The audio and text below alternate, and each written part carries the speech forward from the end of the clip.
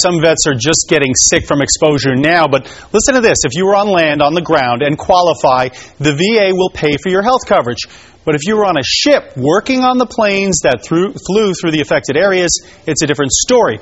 We met one vet by the ship where he fought the war. 42 years ago, you were on that ship, the one behind us. That's correct. That's correct. 1967, I got off that ship. Bobby Condon was 17 years old when he got on the USS Intrepid. A lifetime later, he pays the price. The reason why I have the leukemia I have is because what happened on that ship. He was really still a boy, but Bobby Condon was in the thick of battle, servicing bombers after their runs over Vietnam, crawling all over them so they could fly again. From 1962 to 1971, the U.S. military dropped Agent Orange on Vietnam. The idea was to get rid of the foliage and make the enemy easier to spot.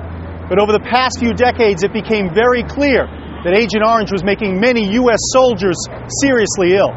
Condon has CLL leukemia, one of the illnesses that's covered, but his coverage was denied because of where he served. They're saying no boots on the ground, no compensation. Even though they admit that the Agent Orange could cause the leukemia that you have. Not could.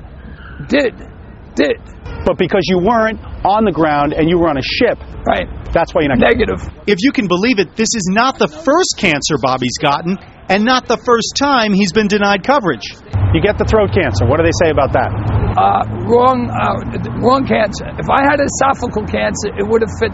It would have fit the bill, Dick. But you got the wrong cancer. Wrong cancer. I had tonsil cancer, so it didn't fit. Now, 9 years later, I get leukemia. That fits. That fits. But now, since the decision came down in 2008, wrong place. Boots on the ground, wrong place. These blue water vets have been exposed to Agent Orange, and they should be covered. The vets turn to Senator Gillibrand, who vows legislation to change the loophole that denies coverage. It'll go through the Armed Services Committee and the Veterans Committee, and we will hopefully have a ruling out of that committee very soon so we can vote on it on the floor. Well, I went up there about 4 months ago. Bobby Condon recently visited the place, as he put it, that made him a man.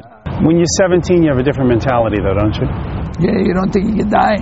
You know, I'm a Brooklyn kid. You know what I mean? So when you come from Brooklyn, you have a different mentality. You know what I mean? So live forever, right? That's it. Live forever. Join the Navy. That's what they told me.